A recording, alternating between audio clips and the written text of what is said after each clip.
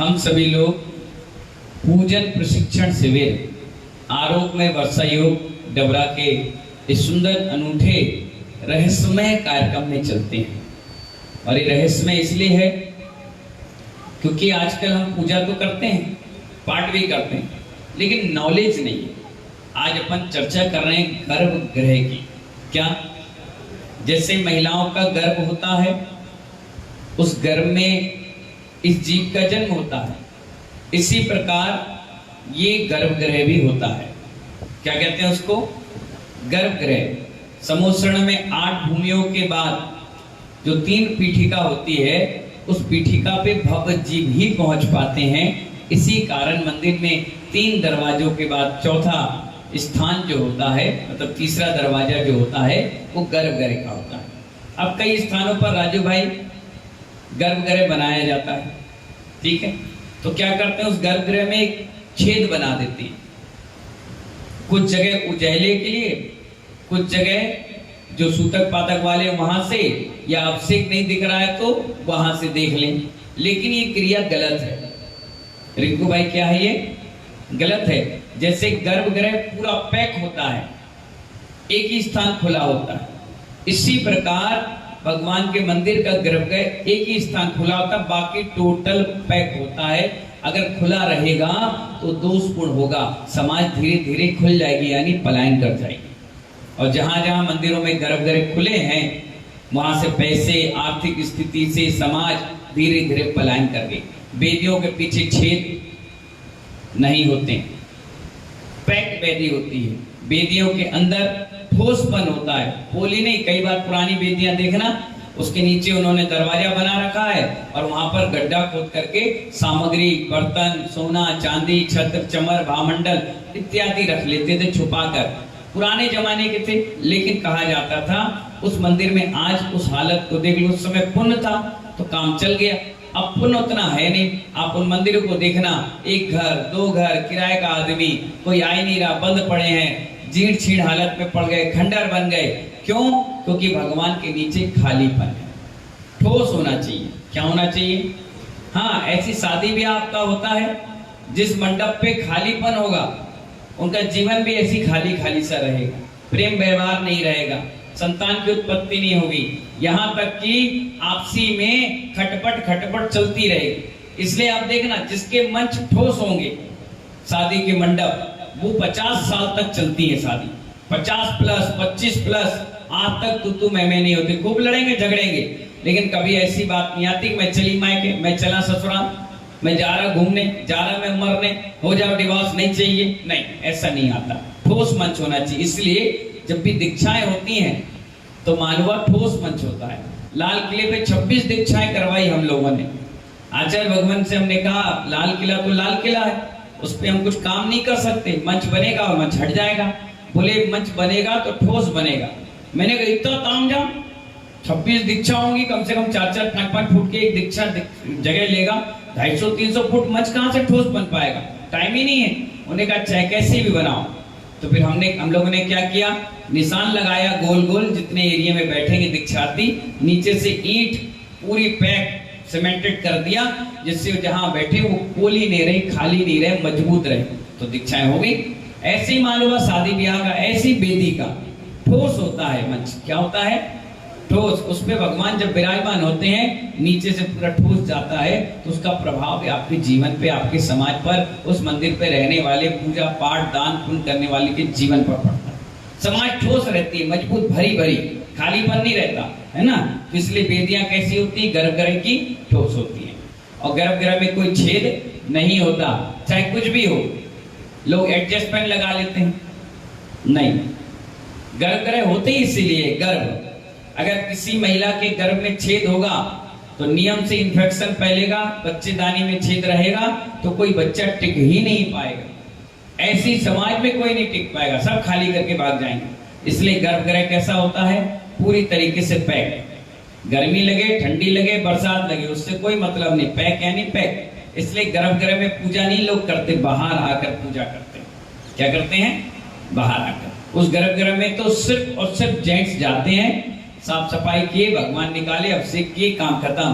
कोई भी महिलाओं की एंट्री गर्भगृह में नहीं होती। किसी भी, क्योंकि शुद्धता को विशेष ध्यान रखा गया है ना। इसलिए समोसण में आप देखिए 8 भूमिका है, उस भूमिकाओं में 8वें नंबर की श्रीमंडप भूमि तक महिलाएं हैं, स्त्री हैं, देविकाएं हैं, अप्सराएं हैं।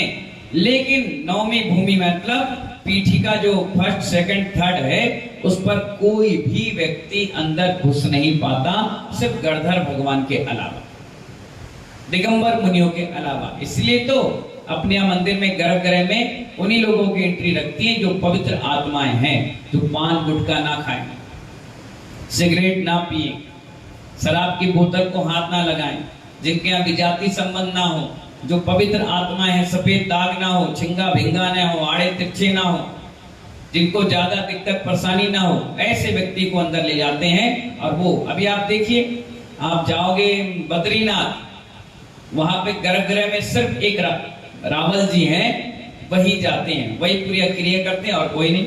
आप बड़े बड़े मंदिरों में देखो, वहां का अतिशय चमत्कार इसलिए है क्योंकि वहां पर एक ही पुजारी है और आपके यहाँ 100 पुजारी हैं। सिर्फ जैन दर्शन में ऐसा है जहाँ किराए के पुजारी नहीं रखे जाते, आदमी खुद पूजा पाठ करता है। अन्य मंदिरों में आप प्रसाद देते हो, सामग्री देते हो, प्रसाद बनाकर आपको दे देते हो, उस गर्भगृह में कोई घुसता नहीं। रानू आप देख लो, कोई पेंट शर्ट में घुस जाएगा, बिल्कुल लड़ाइयां हो जाएंगी। और आपके यहाँ मंदिर में जो आए तो माथा टेक आए, जो आए सो घुस आए, जो जिसकी जो मर्जी आए सो कर आए। इसलिए हमारे मंदिरों के गर्भगृह से पूरे अतिशय चमत्कार खत्म से हो गए, बचे ही नहीं। इसलिए शुद्धता विशेष रखा गया। जैन दर्शन में सिर्फ पवित्रता को ही स्थान दिया गया। जितने पवित्र परिणाम, जितने पवित्र शरीर, जितना पवित्र हमारे वस्त्र आभूषण, उतनी सुंदरता अपने जीवन में आती है। तो आचार्य भगवान कहते हैं मंदिर में बड़े हॉल के अंदर एक छोटा सा कमरा बना दिया जाता है जिसमें भगवान की वेदी बनी होती है, उसे गर्भगृह कहते हैं। क्या कहते हैं उसको? हाँ, उसका नाप तौल भी है, उसका मान भी है, उसकी व्यवस्था भी है। उसी के अकॉर्डिंग अपन को वेदियां बनाना चाहिए वास्तु के हिसाब से। अब चलिए, गर्भगृह क्यों बनाए जाते हैं? प्रश्न, भाई भगवान तो ऐसे रख दो, गर्भगृह बना के क्या मिलेगा? नहीं, आचार्य भगवान बता रहे हैं मंदिर की, भगवान की वेदी खुले हॉल में नहीं बनाना चाहिए। क्या नहीं बनाना चाहिए? हाँ, खंबे लगाना चाहिए, बकायदा कांच लगा होना चाहिए, तोरण द्वार लगा देना चाहिए, पैक होना चाहिए, जिससे पता चल जाएगा कि ये गर्भगृह है, इसमें हमें पेंट शर्ट में एंट्री नहीं करना है। कई लोग इतने होशियार है, वेदी पे ही चावल चढ़ाते, वही नारियल चढ़ा देते, घुसे चले आते। नहीं, टेबल का स्थान है ना, वहां चढ़ाइए। बड़े बड़े क्षेत्रों में जाओ जहां बड़ी बड़ी प्रतिमा है, लोगों को जानकारी नहीं है, लोग यात्रा पे तो चले आते हैं, डबरा में रह करके डबरा में नहीं आएंगे। क्या कह रहा मैं? डबरा में रहकर, राकेश मास्टर साहब, डबरा में नहीं आएंगे, लेकिन गाड़ी लेके ऐच्छिक जाएंगे, सोनागिर जाएंगे, बरासो जाएंगे, सम्मित शिखर जाएंगे, और वहां जितने साधु हैं सबको आहार देंगे, सबकी पूजा करेंगे, सबकी भैया व्यक्ति करेंगे, और ऐसा लगेगा कि इनके अलावा कोई भक्त है ही नहीं। और वही साधु जब तुम्हारे डबरा में आ जाएंगे तो मुंह फेर के बैठ जाएंगे,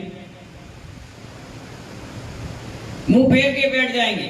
मानो बहुत बड़ा पाप कर्म का उदय, कहते हैं दुर्भाग, क्या कहते हैं उसको? और ये अभी पता नहीं चलता क्योंकि हम बैठे हुए हैं ना। अगर कोई पुलिस वाला रोड पर खड़ा हो तो कोई गुंडा कभी बदमाशी नहीं कर पाता, और जैसे पुलिस वाला गया फिर देखो उसकी गुंडागिर्दी कितनी चलती है।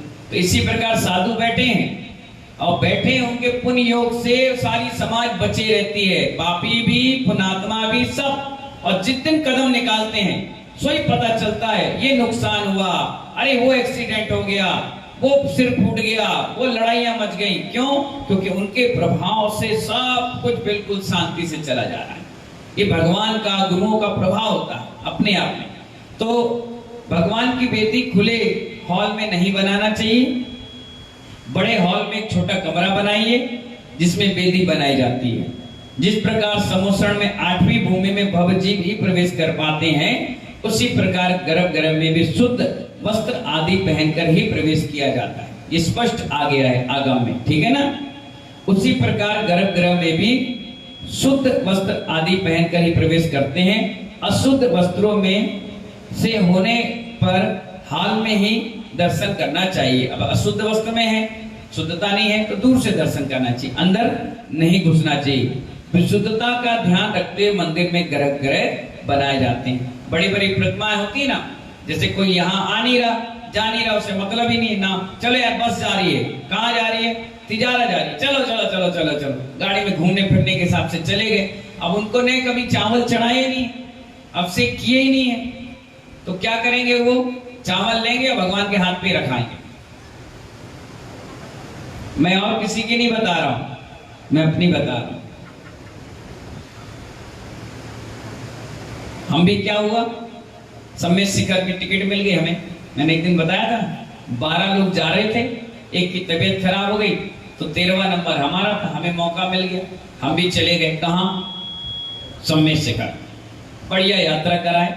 वहां से गया जी गए, आजीवन ब्रह्मचर्य आए, 3 साल का ब्रह्मचर्य आए। और ब्रह्मचर्य के बाद लोगों ने कहा ये जाओ राजागिरी पर्वत, पंच पर्वत। हमने चलो ठीक है, पैजामा कुर्ता पहने थे, हमें ज्ञान तो कुछ था नहीं ना, हमने कभी जीवन में भगवान देखा ना, मुनि देखे ना, शास्त्र देखा। अब पहुंच गए कहां, पर्वत पर।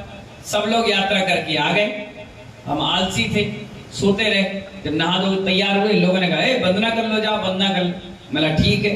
जब उठे तो लोगों ने चावल पकड़ा दिया, लेके गए, ऊपर गए तो 4 मुखी भगवान महावीर स्वामी की प्रतिमा है। हमने देखा भगवान बहुत अच्छे, हमने गले लग ली। नहीं, हकीकत बता रहे, मालूम ही नहीं था हमें। हमने पकड़ा उनके पूरे पैर कदम ऐसे लपट लिए, जय हो भगवान, जय हो भगवान, जय हो भगवान। फिर चावल वहां डले थे, तो हमने कहा लोगों ने जमीन में डाल रखे, अपन हाथ में रख दो। हमने पूरे चावल हाथ में रख दिए। मैंने कहा भगवान हमारी मनोकामना पूर्ण हो जाए, हम बढ़िया महाराज बन जाए। अब देखो, तो जानते नहीं थे और भगवान के सामने इतने ही बोला, और देखो आज कहां से कहां पहुंच गए। अगर जानते होते तो कहां पहुंचते। सही बता रहा हूं। और जब वहां से आया तो हमने महाराज को बताया। महाराज बोले हाँ कैसी रही यात्रा। मैंने बहुत बढ़िया, एक बड़े बड़े भगवान मिले, हमने तो उन्हें ओली भर ली है, ओली भर ली। क्या किया तुमने? हमने कहा ऐसा। अरे पागल, बहुत बड़ा पाप लगेगा। अरे मुझे तो मालूम ही नहीं था, चलो प्रायश्चित। बोले क्या करें? बोले ये माला फेरो, ये त्याग करो। अच्छा, अब भगवान से क्षमा मांगो, अब फिर से जाना पड़ेगा तुम्हें। मैंने कहा इतनी दूर कौन जाएगा, हम यहीं से क्षमा मांग ले रहे। और ठीक है, कोई बात नहीं। आज उसके बाद जा ही नहीं पाए। जब जब कभी तुम्हें पढ़ाते लिखाते हैं बताते हैं तो मुझे वो चीजें याद आती है। अरे भगवान बहुत बड़ी गलती हो गई, क्षमा करना, बहुत बड़ी गलती हो गई। कई बार होता है, बच्चे खिलौना समझ के खेल लेते हैं। अभी मुरार में पंचमेरु रखे थे और हम लोग भी थे वहां पर, तो उसमें प्रतिमाएं छोटी छोटी रखती है ना, और मुरार में बड़े बड़े हैं पंचमेरु। तो बच्चे खेलते खेलते मम्मी ले आती, बताती तो कुछ है नहीं, खेलो हम पूजा कर रहे हैं, जाप कर रहे हैं। जाप पूजा में लग गए, खेलते खेलते गया, ये उठाया, देखा, उसने जेब में रखा और ले गया। 4-5 दिन रह गई प्रतिमा। अब गुड्डा गुड़िया की तरह झूला झूला रहा है, मेरे राधे, मेरे लाला, मेरे कृष्णा, मेरे मुरारी, उसी में लगा। अब हुआ क्या, क्रिया चलती रही। अचानक उसकी माँ देख रही कि मेरा बेटा ऊपर कमरे में कर क्या रहा है 4-5 दिन से। वो देखी तो झूला में आदिनाथ भगवान मतलब वो भगवान अनंत भगवान झूला झूल रहे। उन्हें बोले ये बाप रे, ये कहां से ले आया? पकड़े कान, करे कहां से ले आया? बोले वो दिन मंदिर गए थे, वहां बहुत सारे रखे थे गुड्डा गुड़िया, उठा लाए। बोले अब क्या करें, भगवान आ गए, कितना बड़ा पाप लगा। वो तो जानकार थी, दौड़ के मेरे पास आई, बोले महाराज एक बात कहनी। मैंने कहो, सबके सामने नहीं, हमें अलग से बोलो। मैंने कहा सब लोग दूर हट जाओ, बोलो। बोली महाराज जी हमारे लड़के ने पंचमेरु में से एक भगवान उठाकर घर ले आया। मैंने कहा पेंट शर्ट में ही? बोले हाँ। मैंने कहा बाप रे। मैंने कहा रुको, आ भाई योगेश मामा, आ भाई संजय, आ भाई नथीलाल, सब आओ। मैंने कहा मंदिर में देख के आओ क्या कमी है। कुछ नहीं, बढ़िया। एक बार और देख के आओ, सब बढ़िया। मैंने यार एक बार देखा, उन्हें तिजोरी पुजोरी सब देख ली, सब ठीक है, सब है महाराज, जबरदस्ती आप पागल बना रहे हो। मैंने कहा भगवान गिन के आए कितने हैं? सब बढ़िया है। मैंने कहा चल देखो चश्मा में लगाओ, पानी धो और देखो। एक बोला कुछ नहीं, सब बढ़िया है। मैंने पंचमेरु देखो, बड़े चमक रहे हैं। मैंने एक बार देख लो, झांक के इसमें भगवान है भी कि नहीं? ये भगवान, ये कहाँ चले गए भगवान, ये चोरी हो गई, सीसी कैमरे देखो।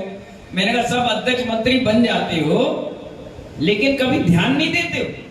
तुम्हें यही अकल नहीं कि भगवान गायब हो गए और 5 दिन हो गए। घर का बेटा अगर 10 मिनट ना आए तो 20 फोन लगा लेती तुम्हारी वाइफ, पिताजी ना आए तो रात के 10-20 फोन पहुंच जाते, वीडियो कॉलिंग करो, सबूत दो, बताओ कहां हो, फिर फोटो खींच के भेजो गए कि नहीं गए। और भगवान चले गए तुम्हें कुछ नहीं मालूम। मैंने ये रखे, ये कहां से आ गए? मैंने बच्चा लेके चला गया था, हमें पता ही नहीं चला। मतलब ऐसे ही हो तुम, चलो भागो यहाँ से। अध्यक्ष मंत्री बन गए, अकल बकल कुछ है नहीं। मैंने लाओ, फिर शांति धारा कराई और चंडाल दोष आता है, चंडाल स्पर्श दोष प्रतिष्ठा में, फिर उनकी बड़ी शांति धारा क्षमा याचना करके उनके परिवार से शांतिनाथ विधान करके हमने विराजमान किया। उसी दिन से उन्हें कांच लगा के लॉक कर दिया, बोले कोई नहीं घुसेगा। अब देख लीजिए घटना घटी तो लोगों ने सुधार कर लिया। इसलिए गर्भगृह बनाया जाता है, लॉक कर दे, कोई घुसे ना। कई बार ऐसे होता है, अभी भोपाल में घटना घट गई, एक व्यक्ति आया गाड़ी लेकर, रुका और महिलाएं बेचारी द्रव्य बना रही थी, सामग्री कर रही थी, जेंट्स पानी भरे तो आया अंदर, लात भूसा चलाने लग गया, चिल्लाने लगा और भगवान के ऊपर झपटा, छत्र चमर भावमंडल सब उठाकर ले गया पेंट शर्ट में। महिलाएं चिल्लाती रही, जेंट्स चिल्लाते रहे, सुने ही नहीं, भाग गया। फिर 12 बजे फिर हिम्मत करके आ गया, समाज तो एक्टिव थी, रुक गई, दबोच लिया, दबोच के भी पुलिस के हवाले किया गया, गालियां देने लगा, महाराजों की पोस्टर वोस्टर फाड़ने लगा। तो कभी भी कोई घटना घट जाए, सरूरपुर है बागपत के पास, जब बड़ौद जाओगे आप दिल्ली के पास, सरूरपुर एक गांव है जहां ईंट की भट्टी बहुत है। वहां पर क्या हुआ आप देखिए, आदमी अभिषेक कर रहा, अभिषेक कर रहे 2 लोग, बढ़िया, 9 बजे का टाइम, गाड़ी में 2 लोग आए बंदूक लेकर और खड़े हो गए, हट जाओ, और भगवान उठाए थैला में रखे और लेके चले गए। और कोई, सब लोग देखते रहे, कोई कुछ करने वाला ही नहीं था, कुछ बोलने वाले, आज तक मूर्ति वापस नहीं आ पाई। तो कई प्रकार की घटनाएं घट जाती हैं, इसीलिए कई महिलाएं हैं जिनको मालूम नहीं, घुसे चले आती, बच्चे हैं खेलते खेलते गर्भगृह में घुस जाते हैं। इसलिए गर्भगृह बनाया जाता है, मूर्तियों की शुद्धता पवित्रता बरकरार बनी रहे और लॉक कर दिया जाता है जिससे कोई घुसे ना, बिल्कुल आराम से कांच से पैक कर दिया जाता है। वहां आपसे पूजन करते रहो, कोई आपको परेशान नहीं करेगा, इसीलिए बनाया जाता है। आप सोचते हो ना क्यों बनाया जाता है, रहने दो क्या करेंगे, नहीं भैया, भगवान है, खुले में रख दिया आपने। चिड़िया आई, बैठ गई, अब चिड़िया कोई हगीज तो पहनी नहीं ना, उसको कोई ज्ञान है कैलाशन जी, और 1 नंबर और 2 नंबर उसने प्रतिमा में कर दिया। कई देखना क्षेत्रों में प्रतिमाएं हैं तो कौवा, चिड़िया, कबूतर, चमगादड़, इनकी पीठ गिर जाती है। अब लोग सफाई भी नहीं करते, वो समाज बड़ी दलिद्री हो जाती है। जिनने भगवान पे ही मल गिरा दिया, उनके मन कहां से विजय कुमार मोदी जी साफ रहेंगे। कई मंदिरों में देखे जाले लगे होते हैं, जाले, मैं ये नहीं कहता हटाओ, मैं कहता हूं कि आप सुधार करो, क्योंकि हटाओगे तो उसका भी किसी का घर है, हम महाव्रती, हम बोल नहीं पाएंगे। जिस मंदिर में, जिस घर में जाले लगे होते हैं महानुभाव, उस घर में किसी भी व्यक्ति का मन हल्का नहीं होता, मानसिक तनाव बना रहता है। कुछ ना कुछ छोटी छोटी बातों में मानसिक तनाव बना रहेगा। चिपकलियां होती हैं मंदिरों में, उस मंदिरों में हमेशा गंदगी फैली होती है, हमेशा। इसीलिए कहा गया कि मंदिरों में गर्भगृह बना लोगे, भगवान पर छत बन जाएगी, पैक हो जाएगा, तो कोई भी चिड़िया, कौवा, कबूतर अगर मंदिरों में छोटे छोटे घोंसले बनाकर रह भी ले चिड़िया, तो वो भगवान पर कोई गलत काम नहीं कर पाती, बचे रहती। चूहा है, लेडी वेडी कर जाते हैं, नहीं आ पाते। बिल्ली है, कई बार ऐसी स्थिति बनी, चूहा पकड़ ली, पकड़ के सीधे बेदी में घुस गई, छुपने का स्थान वही गंदा मचा दिया, पूरे मंदिर की शुद्धता बिगड़ जाती है। इसी कारण ये गर्भगृह बनाए जाते हैं। आपको बहुत सारी रीजन मैंने बता दी, और भी बहुत सारे रीजन। कोई महिला सूतक पातक में जेंट्स हो, वो घुस नहीं पाते, दूर रहते हैं, छूते नहीं, उसकी पवित्रता स्वाभाविक है। किसी का खेत बाउंड्री कर दोगे तो कोई जानवर कभी घुस पाएगा? नहीं घुस पाएगा। और उसमें कांटेदार लगा दो, करंट लगा लेते हैं आजकल, टिक टिक, उससे नुकसान नहीं होता, तो कोई भी जानवर उसको टच नहीं करता। इसी प्रकार गर्भगृह बन जाता है तो उसको कोई टच नहीं कर पाता, उसकी पवित्र। कई लोग हैं वेदी के पीछे जाके हाथ पैर चिपका लेते हैं, सिक्का चिपका लेते हैं, नाक मुंह रगड़ेंगे ऐसे ऐसे जैसे पूरी एनर्जी उनके शरीर में आ रही है। मैं देखता हूं, इसलिए मैं बता रहा हूं, क्योंकि मैं परिक्रमा करता हूं तो देखता हूं वो गंदे निशान, वो क्या के हैं, नहीं छूना चाहिए, वेदियों को दूर रहना चाहिए। इसीलिए गर्भगृह बनाया जाता है कि उस वेदी का कोई परिक्रमा करे तो उसे टच ना करे, बिल्कुल पैक कर दिया जाता है ना। तो इस काम को आपको बिल्कुल भी नहीं करना चाहिए। अगर करते हो तो महादोष का कारण बनता है, और अगर नहीं करते हो तो भविष्य में ना करने का संकल्प लेना चाहिए, हमें दूर रहना चाहिए। क्या जरूरत है ऐसे काम करने से जिसमें पुण्य कम और पाप का आश्रय ज्यादा हो जाए। आपके निमित्त से कई बार लोगों को बहुत पसीना आता है, हमें भी आता है। तो पसीना जब आता है तो ऐसे पसीने आते हुए समय में क्या करना चाहिए, एक हैंकी रखना चाहिए आपको अपने साथ हमेशा। तुरंत पोंछ लिए रखे और तुरंत हाथ धोए। हाथ धोने के बाद फिर आप पूजा पाठ करने लग जाओ। पसीना आ जाए तो वही मत टपकाओ। वेदी और गर्भ में अगर पसीना टपक गया बंटी भाई तो बहुत बड़ा दोष आ गया। वो दोष ये आ गया कि आपने भगवान के गर्भगृह में मल डालकर आ गए। पसीना क्या है, श्वेत। श्वेत क्या है, मल। मल है, और ये मल गिर गया और उस मल पे किसी का पैर पड़ गया तो आपको भी दोष लगा और उसकी भी शुद्धता बिगड़ गई। इसलिए पसीना क्या करना चाहिए। आप कोई कहे मुझे बहुत आता है, कोई बात नहीं, आप एक कपड़ा रखिए शुद्धता के साथ, मंदिर में रख लीजिए जहां बदलते हैं, रोज अपना निकालिए, पहले पोंछ लीजिए फिर रख लीजिए, बांध लीजिए, अंदर डाल लीजिए।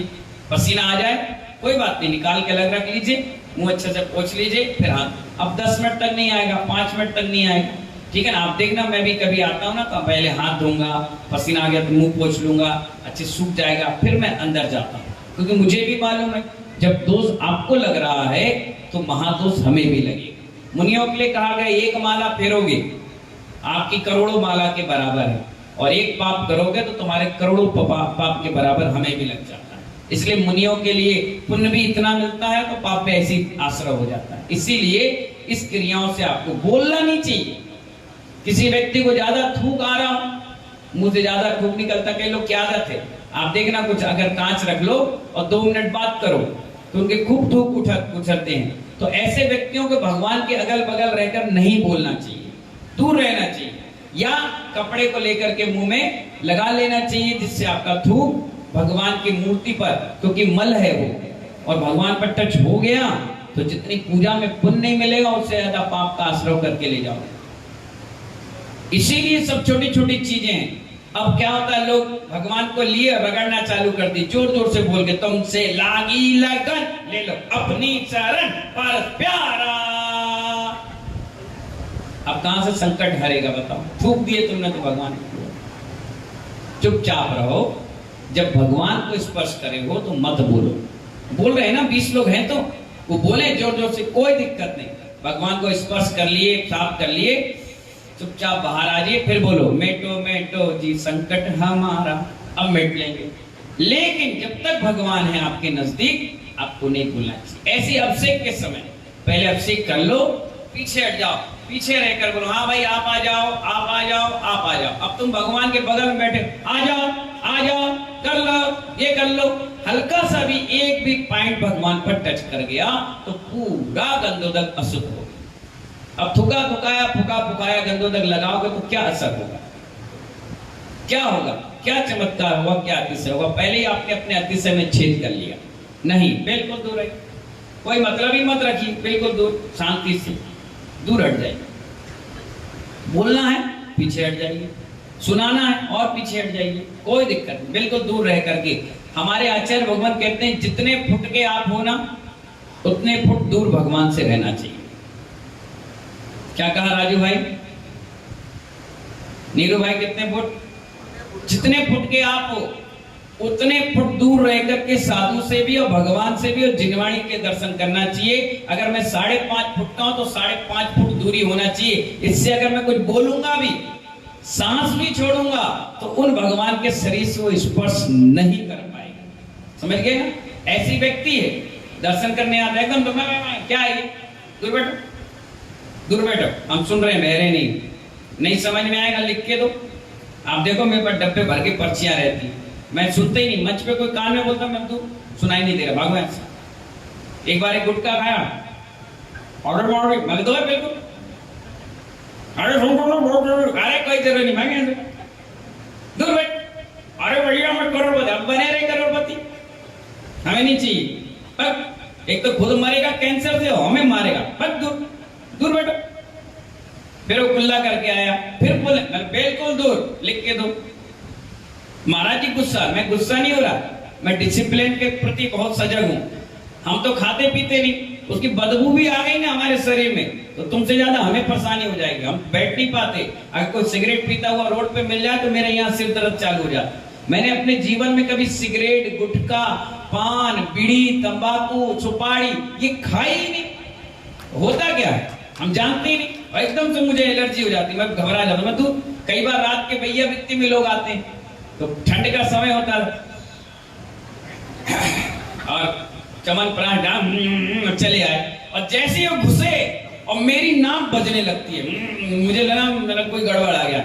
मैं कहता बस हो गया टाइम भैया व्यक्ति का, अब जा रहे। अरे महाराज जी हम आए, मतलब तुम नहीं आए, सिगरेट आ गई, अब तो भागो भागो यहाँ से। अरे महाराज जी तुम्हारा सिर दबाया, बिल्कुल नहीं छूओगे तो भागो यहाँ से, दूर, बिल्कुल मना कर देता, मैं बर्दाश्त नहीं करता, बिल्कुल दूर। हम तो भैया ऐसी बिना भैया व्यक्ति के रह लेंगे, लेकिन ऐसे सिगरेट पीने वाले मालूम है मूर्तियों का अतिशय खत्म हो जाता है, चमत्कार चला जाता है।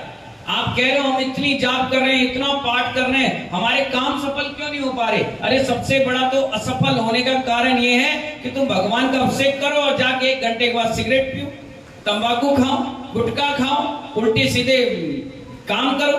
कहां से अतिशय? एक व्यक्ति गाजियाबाद में है, वो किसी साधु को आहार ही नहीं देता, वो अभिषेक ही नहीं करता और समाज का अध्यक्ष बना फिरता है और सब लोग उसी को अध्यक्ष बना देते हैं। हमने उससे पूछा क्यों भाई? बोले माइक लाओ। मैंने कहा दे दिया।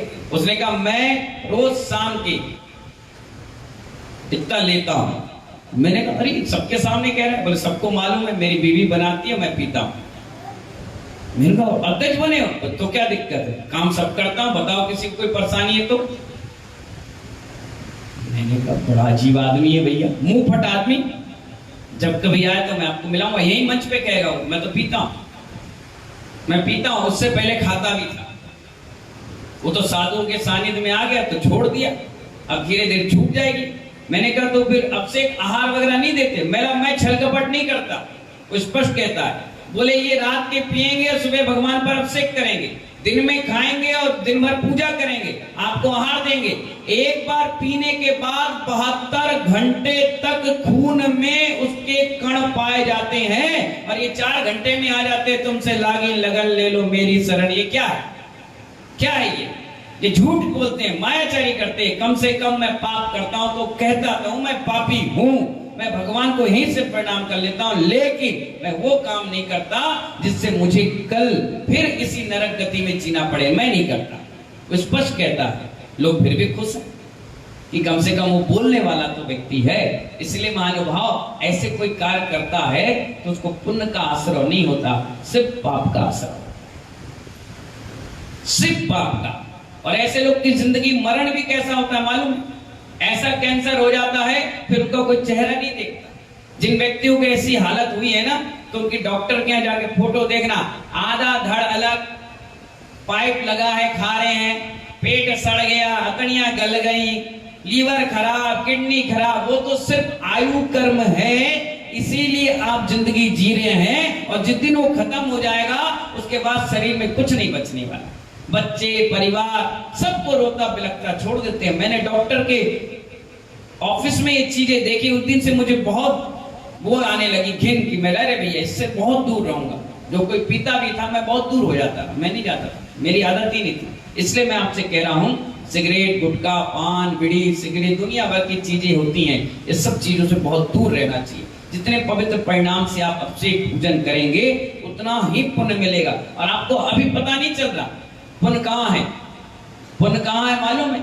जिस दिन तुम्हारा मरण होगा तो उनके मरण में और तुम्हारे मरण में जो फर्क होगा ना वो समझ में आ जाएगा किसका पुण्य था किसका पाप था। अगर साधु नजदीक हैं, शरीर में कोई तकलीफ नहीं है, घर परिवार के लोग तुम्हें मंदिर पूजा पाठ की 2 बातें सुना रहे हैं तो समझ जाना मेरा पुण्य आज तक काम आ रहा है।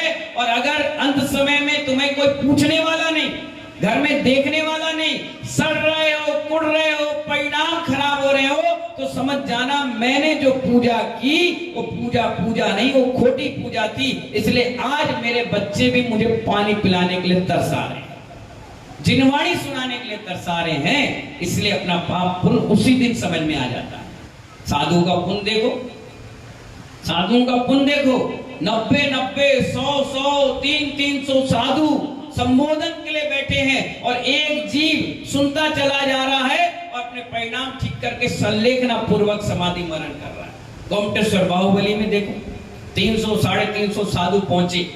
हमारे विरागोदय तीर्थ में देखो 400 साधु और 2-2 समाधियां हुई, 400 के 400 साधुओं ने नमोकार मंत्र सुनाया। तुम्हें एक सुना ले, तुम कहते हमारे पिताजी की संलेखना बहुत अच्छी हुई, और जो महानुभाव 400 दिगंबर साधु हैं उनने सुनाया होगा तो कितना बड़ा पुण्य होगा। इसलिए पुण्य और पाप देखना है ना, तो अभी समझ में नहीं आएगा, अभी बिल्कुल नहीं आएगा, क्योंकि अहंकार का पुतला तुम्हारे साथ है, अकड़ है तुम्हारे अंदर। वो अहंकार तुम्हें ना झुकने देगा, ना किसी को झुकने के लिए मजबूर करेगा। अभी खूब अकड़ो। और आचार्य भगवान कहते हैं जब तक तेरे पुण्य का बीता नहीं करार, जब तक तेरे पुण्य का बीता नहीं करार, और आगे क्या है, अवगुण करो है, जब तक तेरे पुण्य का बीता नहीं करार तब तक तुझे माफ है, अवगुण करो हजार। पुण्य चल रहा है, चलने दो चलने दो चलने दो, बूंद बूंद बूंद बूंद बूंद इकट्ठा हो रहा है। कई बार देखो वीरप्पन था, पुण्य था, तो 30-35 साल तक आंध्र प्रदेश, तमिलनाडु और अपना उड़ीसा, इस महाराष्ट्र कोई बोलने वाला नहीं, तो अच्छी बड़ी बड़ी सरकारें भी उसको संरक्षण दे रही, व्यवस्था बना रही। और जिस दिन पाप कर्म का उदय आया तो एक व्यक्ति ने उसको मुखबिरी कर दी कि आंख में दिक्कत है, वो जा रहा है, सबने घेर के निपटा दिया। अब बताओ कहां गई उसकी बंदूकें, कितना सोना पैसा उसने दबा कर रखा था, कहां रखा था किसी को नहीं पता, और सब चिप नष्ट हो गई।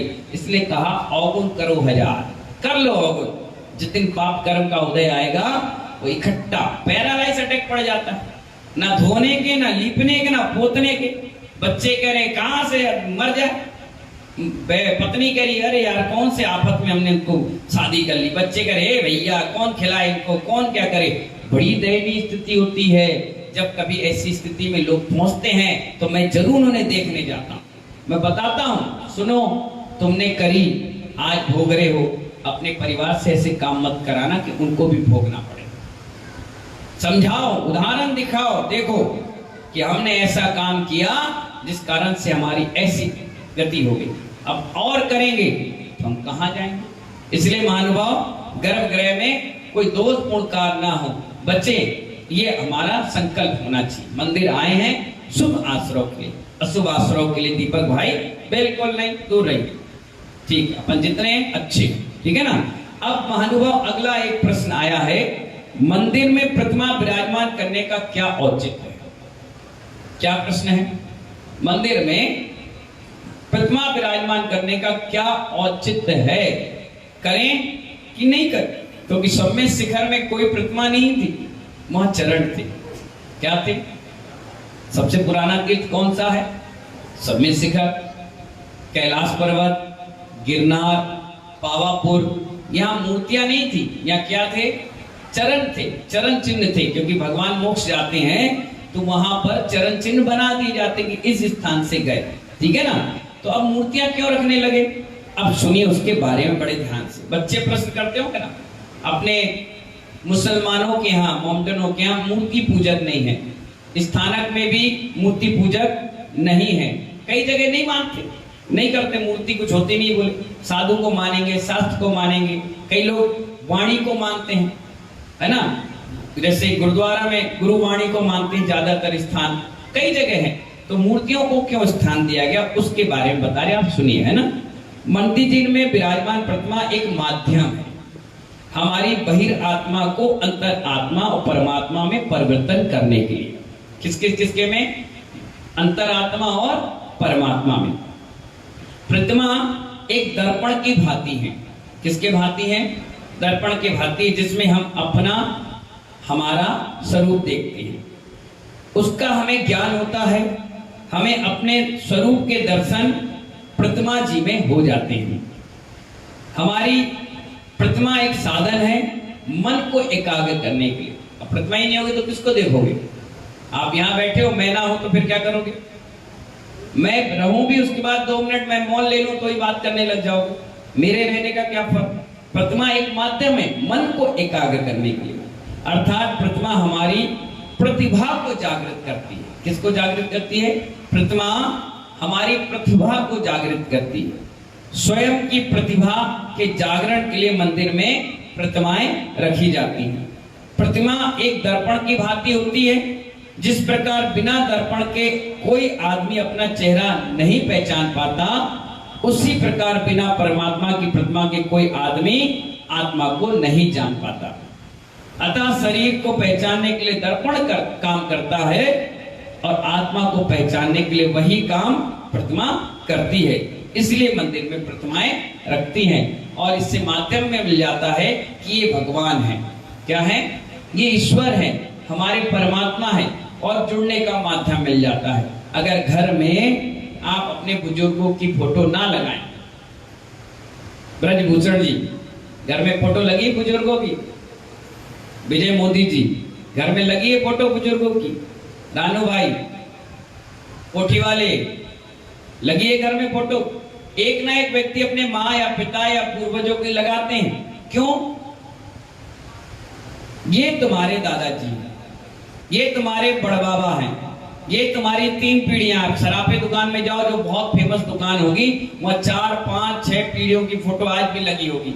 आप ज्योतिराज सिंधिया के राजमहल में, राजविलास पैलेस जाओ महल में, वहां 10 पीढ़ियों की लगी होंगी। आप नेहरू जी के उसमें चले जाओ, गांधी जी की, सबकी लगी मिलेगी। तो जो आज पैदा हुए बच्चे हैं वो तो जानते नहीं, तो उनको बताया जाता है ये वो है, ये वो हैं, हमारे पिताजी हैं, पूर्वज हैं, दादाजी हैं, उनके नाम से फर्म है। तो इस प्रकार से आप उनकी श्रद्धा को मजबूत बना रहे हो कि हाँ ये दादाजी हम इस कुटुंब के, इस परिवार के, इस समाज से, इस जाति के, इस परिवार से हैं, बता रहे हो। इसी प्रकार प्रतिमा को देखकर हम सब समझते हैं कि भगवान है, ये भगवान है, इनका स्वरूप ये है, इनके छोटे लघुनंदन ये मुनि है, इनके द्वारा, ये मुनियों के द्वारा, भगवानों के द्वारा कही हुई जिनवाणी है। इससे एक माध्यम बन गया हमको अंतरात्मा से जुड़ने का और परमात्मा बनने का। इसीलिए मंदिरों में क्या रखी जाती है? प्रतिमाएं। जिस मंदिर में प्रतिमाएं नहीं होती हैं, चरण रखे हैं, तो उतने भाव आपके नहीं जुड़ पाते, आज की पीढ़ियों के नहीं जुड़ पाते। वो देखती है तब विश्वास करती है, इसलिए उनको दिखाना भी जरूरी है, बताना भी जरूरी है। ये भगवान है, ये उनकी ऊंचाई है, ये उनका कलर है, ये उनकी व्यवस्थाएं हैं, 18 दोष से रहित हैं। भगवान बहुत अतुल्य बल के धारी हैं, इनका अतिशय चमत्कार है। तब जाकर इन बच्चों की श्रद्धा भगवान के मंदिर से जुड़ती है। ठीक है ना? तो आज का यही प्रश्न है, गर्भगृह में क्यों बनाए जाते हैं और प्रतिमा मंदिर में क्यों विराजमान की जाती है। कल पढ़ेंगे अनंत में और सिद्ध में भेद। क्या पढ़ेंगे? अनंत प्रतिमा कैसी होती है और सिद्ध प्रतिमा कैसी होती है। हालांकि आज समय ज्यादा हो गया है, मैं बता और अच्छे से देता, गर्मी का समय है, इसलिए आज इतना ही। कल बताएंगे आपको सिद्ध कैसे होते हैं और अनंत भगवान की प्रतिमा कैसी होती है, मंदिरों में रखना चाहिए कि नहीं रखना चाहिए, पूजनी है कि नहीं है, और है भी तो कैसी पूजा होती है, क्यों होती है, काय के लिए रखी गई, क्यों परंपरा चालू हो गई। सारे क्वेश्चन मार्क का आंसर कल सुबह ठीक 9 बजे आपको मिलेगा। ठीक है ना? जब तक के लिए जय बोलिए आदिनाथ भगवान की।